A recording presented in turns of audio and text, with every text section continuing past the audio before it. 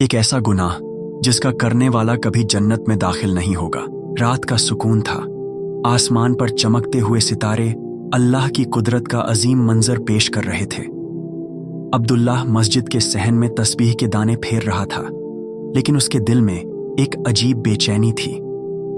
ऐसा लग रहा था जैसे उसके अंदर कोई सवाल जोर पकड़ रहा हो, जिसका जवाब उसे दरकार था।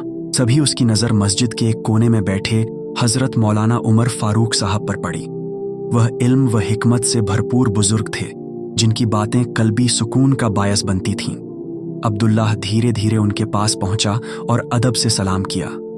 मौलाना साहब ने मोहब्बत भरी निगाहों से उसे देखा और मुस्कुराकर पूछा, बेटे, तुम्हारे चेहरे पर परेशानी के आसार नजर आ रहे हैं, क्या मसला है? अब्दुल्लाह ने झिझकते हुए कहा, हजरत, मैंने एक हदीस सुनी है कि एक ऐसा गुनाह है जिसका करने वाला जन्नत में दाखिल नहीं होगा। क्या ये हदीस सही है? और वह गुनाह कौन सा है? मौलाना उमर फारूक ने तस्बीह के दाने फेरते हुए कहा, बिल्कुल सही फरमाया गया है। यह हदीस सही है और वह गुनाह तकब्बुर यानी घमंड है। अब्दुल्लाह ने ताज्जुब से पूछा, तकब्बुर इतना बड़ा गुनाह कैसे हो सकता है? मौलाना साहब ने गौर से अब्दुल्लाह की तरफ देखा और नरमी से फरमाया, रसूलुल्लाह ने फरमाया, जिसके दिल में राई के दाने के बराबर भी तकब्बुर होगा वह जन्नत में दाखिल नहीं होगा।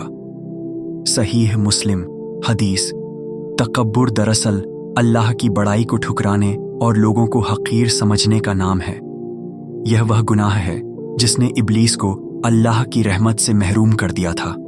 अब्दुल्लाह ने कांपती आवाज में पूछा, हजरत, तकब्बुर कैसे मालूम होता है और इससे बचने का क्या तरीका है?